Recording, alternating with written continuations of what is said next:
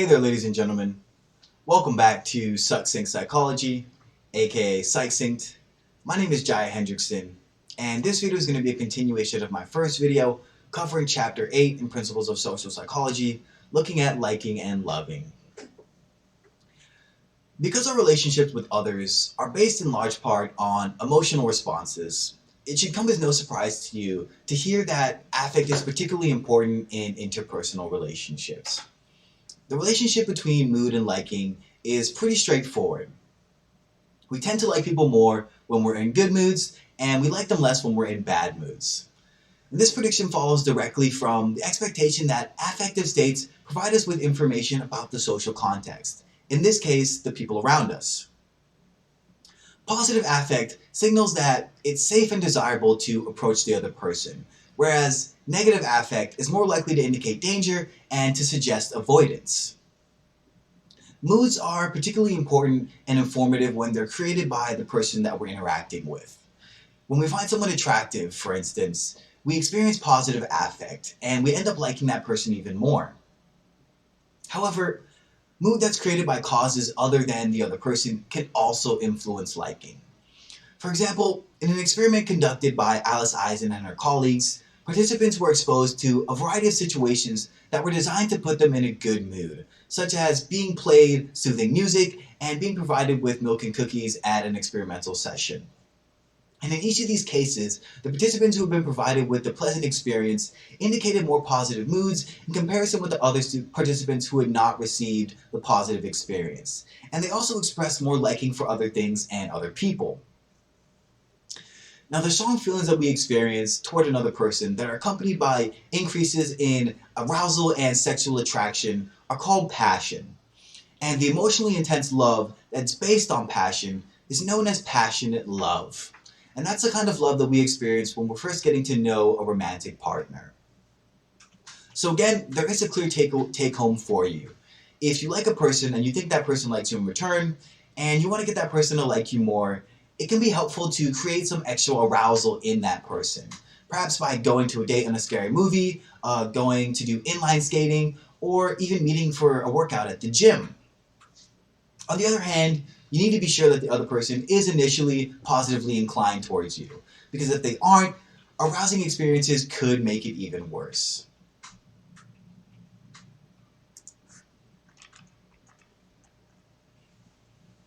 Although the relationship between mood and liking is very simple, the relationship between our current state of physiological arousal and liking is more complex. Consider an experiment by Gregory Wright and his colleagues in which participants who were male college students were asked to complete a number of different tasks in a laboratory setting. In one part of the study, the men were asked to run in place for a short time of 15 seconds or a longer time of 120 seconds. Then the men viewed a videotape of an either attractive or unattractive female who was said to be a college sophomore at the university. In the video, she talked about her hobbies and career interests and the fact that she was interested in meeting new people and that she was single. The men who thought that they would be meeting the woman afterward rated how romantically attracted they were to her. Confirming that the experimental manipulation had created high and low levels of arousal, White and his colleagues found that the heart rate and other signs of physiological arousal were higher for the participants who had exercised longer. They didn't find that the arousal created by running in place for 2 minutes increased or decreased the liking directly, but they did find an interaction between arousal level and the attractiveness of the woman being judged. So as you can see here in the figure above, the men who had been aroused by running in place liked the attractive women more and the unattractive women less than the men who were less aroused. So we see here in the graph, we have the green bar representing attractive and the purple bar representing the unattractive. And when we compare low to high arousal, we see that attraction was much higher for the attractive female in the high arousal, and it was much lower for the unattractive female in the high arousal as well.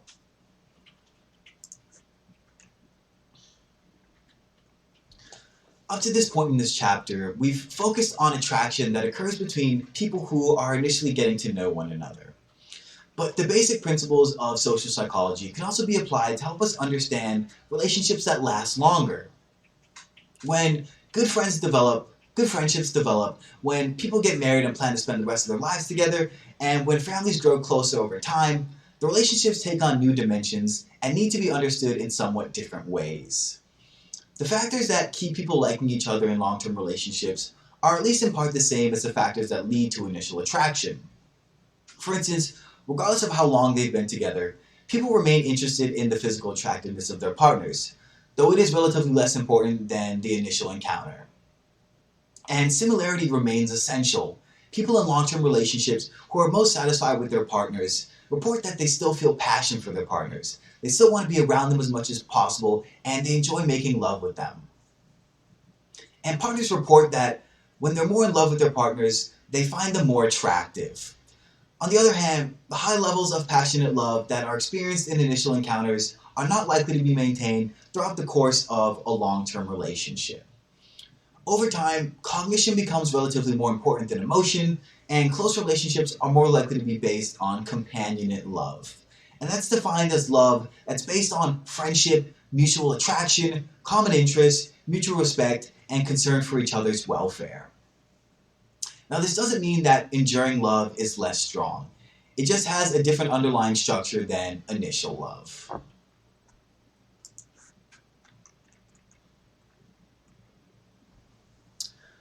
While it is safe to say that many of the variables that influence initial attraction remain important in longer term relationships, other variables also come into play over time. One important change is that as a relationship progresses, the partners come to know each other more fully and care about each other to a greater degree. In successful relationships, the partners feel increasingly close to each other, whereas in unsuccessful relationships, closeness does not increase and may even decrease. The closest experience in these relationships is marked in part by reciprocal self-disclosure. And that's the tendency to communicate frequently without fear of reprisal and in an empathetic and accepting manner. When the partners in a relationship feel that they're close, and when they indicate that the relationship is based on caring, warmth, acceptance, and social support, we can say that the relationship is intimate. Partners in intimate relationships are more likely to think of the couple as we rather than as two separate individuals. People who have a sense of closeness with their partner are better able to maintain positive feelings about the relationship while at the same time being able to express negative feelings and to have accurate, although sometimes less than positive, judgments of the other.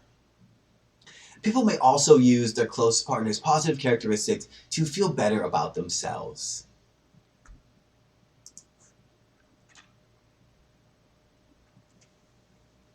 In intimate close relationships, the partners can become highly attuned to each other's needs, such that the desires and goals of the other become as important as, or more important than, one's own needs. When people are attentive to the needs of others, for instance, parents' attentiveness to their children, or the attentiveness of partners in a romantic relationship, and when they help the other person meet his or her needs without explicitly keeping track of what they've been giving or expecting in return, we say that the partners have a communal relationship. Communal relationships are close relationships in which partners suspend their need for equity in exchange, giving support to the partner in order to meet his or her needs, and without the consideration of the cost to themselves. Communal relationships are contrasted with exchange relationships, which are relationships in which the partner keeps track of his or her contributions to the partnership. Suggesting that communal relationships can be beneficial, research has found that happier couples are less likely to keep score of their respective contributions. And when people are reminded of the external benefits that their partners provide them, they may experience decreased feelings of love for them. Although partners in long-term relationships are frequently willing and ready to help each other to meet each other's needs, and although they will in some cases forego the need for exchange and reciprocity, this doesn't mean that they will always or continually give to the relationship without expecting anything in return.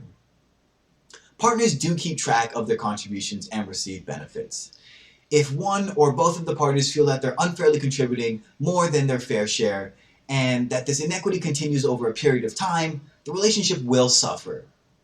Partners who feel that they're contributing more will naturally become more upset because they feel that they're being taken advantage of.